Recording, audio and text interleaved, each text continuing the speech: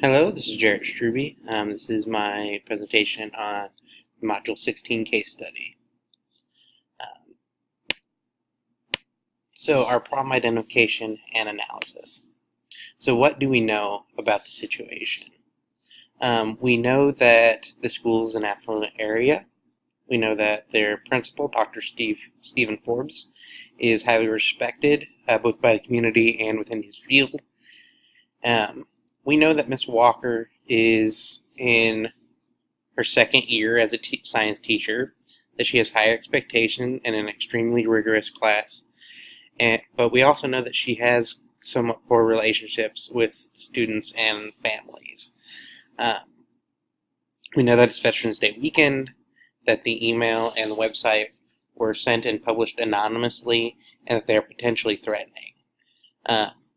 We know about a student, Randy Franks, who's an intelligent student who's good with computers, who's been accused by Ms. Walker, seemingly without evidence, as should be noted. And we know that Ms. Walker is frightened by a potential threat. So what do we need to know? We need to know school board policies on technology use, threats, and bullying. And we need to know who created the website, and can that person be identified? I would like to also know what techniques Dr. Forbes suggested to Ms. Walker to improve relationships with students, and how does Ms. Walker build relationships with students and families currently, if at all? So here's the problem.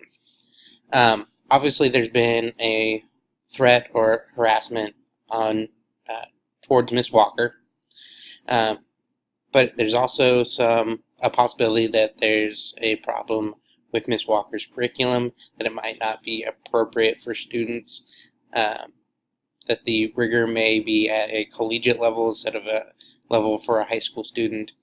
But we also know that there's the big problem that Ms. Walker has difficulty building relationships with students and families, or is not doing it at all. So, plan of action. First off, determine who made the website and sent the leak to Ms. Walker, whether it's one person or whether it's multiple people, and following district policies to come to a conclusion there. Review curriculum and standards with Ms. Walker, for Ms. Walker's class with Ms. Walker, making sure that if the class is that difficult, that it is supposed to be at that difficulty level. And I would probably the biggest thing here, besides determining who published the website, would be some professional development with Ms. Walker on building relations with students, families, and the community, because that seems to be a source of problem. So the strategies. So observing Ms. Walker and mentoring her, pairing her with this teacher that is really good at building relationships and helping her improve on that skill, because that seems to be a weak area and a cause for some of the problems that we're seeing. Conferring with students and parents to identify concerns and develop strategies to address those concerns, so that making sure that they feel that they are heard and that there's some resolution, so that people aren't tempted to go outside of the bounds and do something like make a threatening or harassing website. And of course, always follow district policies and procedures on cyberbullying and cyber threats, making sure that those expectations are met and that things are resolved in the appropriate way. So the resolution. So what's best for the students here? So it's always best when teachers are supported through professional development and mentoring, making sure that we have good teachers and that are giving their best for our students. A positive relationship between teachers, students, and their families. The old saying that it takes a village, that they're a team, making with the goal of students being successful. Open communication is always best when people have the ability to speak and be heard. They are less likely to go through unconstructive means of getting what they feel their message is across. And of course, always promoting appropriate online conduct within the building, teaching students what is appropriate, what is not, what is legal, what is not. Not just for students, but for staff as well. So resolution and fast. Ms. Walker has poor relationship with students and families, which is having a negative impact on her performance as a teacher. And it's also not promoting communication or an environment where everyone feels safe. So debrief. So thoughts. My thoughts kind of wandered in the area of what kind of professional development and support are teachers getting at Roosevelt High School. I know that Dr. Forbes has gotten awards for being a great principal, but that was from an organization of principals. So what do the other teachers besides Ms. Walker feel about Dr. Forbes and his team's support for them? Are they doing any focusing on building relationships? Are they doing any support on developing lesson plans that align with curriculum that are appropriately rigorous? Secondly, how do we make sure everyone feels safe and open to communication? Constructive communication, not threatening, not harassing. And how is digital citizenship modeled and taught at Roosevelt? Are there classes that students take? Are teachers expected to do it? Is there no expectation of teaching digital citizenship at Roosevelt at all, which is quite a possibility? My feelings on this case are that everyone has a right to feel safe. Not just safe physically and emotionally, but safe that their thoughts and voice are being heard, which I don't really think the students and parents are feeling through Ms. Walker, which is kind of why I'm really pushing for professional development. And I feel like everyone should be heard and supported, which I kind of tie those two things together. Feeling safe and being heard and supported, I think they go together quite well. So my values are student advocacy, educators, administrators. We are here for students to be successful, not just professionally, but also successful just outside of our school system. We want them to be good, productive citizens. I believe in teacher support because that is the best way, in my opinion, to make sure that students are being advocated for, that students are getting what they need, is when we give teachers what they need, both professional development-wise, mentoring-wise, and just emotional support-wise, and of course safety.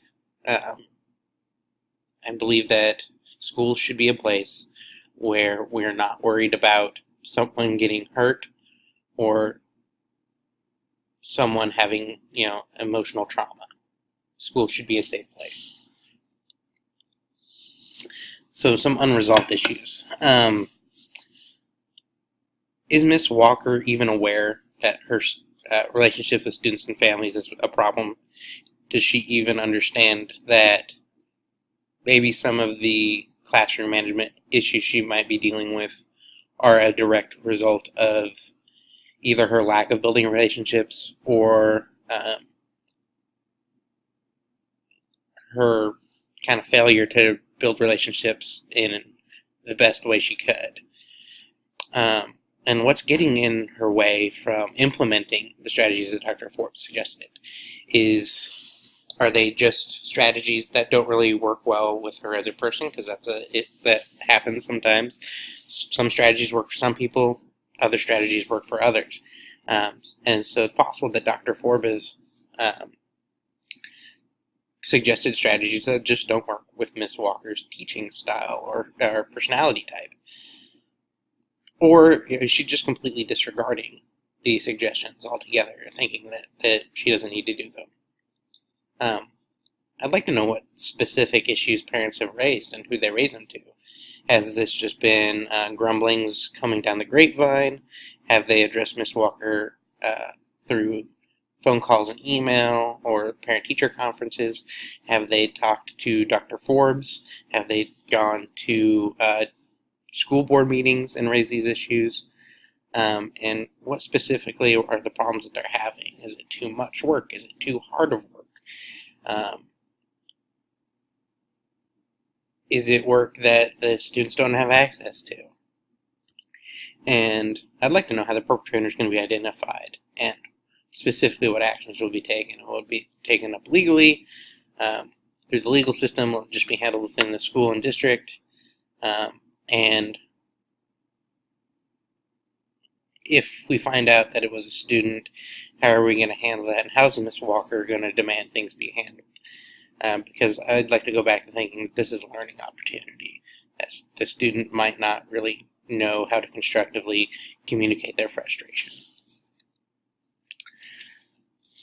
So how did I promote student success? How did I act with integrity and ethical behavior? I would remain fact-oriented. I wouldn't jump to assumptions. I would take Ms. Walker's accusation of the student into account, but I wouldn't jump to thinking that the student did it. I would make sure to gather all the facts first. Looking at cause, because whenever we deal with a situation, we also want to keep in mind that we don't want it to happen again. So if we can look at the cause, we can maybe put some policies and procedures and some training in place to make sure that we don't have another situation like this again. I always remain in a growth mindset that people can and do improve when given the opportunity, and I'm safety driven. I want to make sure that this is a safe workplace for our teachers and a safe environment for our students. Fairness, how to treat people fair, equal, and with dignity and respect. Is there fair investigation? Again, didn't jump to conclusions. That I looked at all these situations as learning opportunities, not just a series of events that required punishment. I remain supportive of both the students, families, and of course Ms. Walker.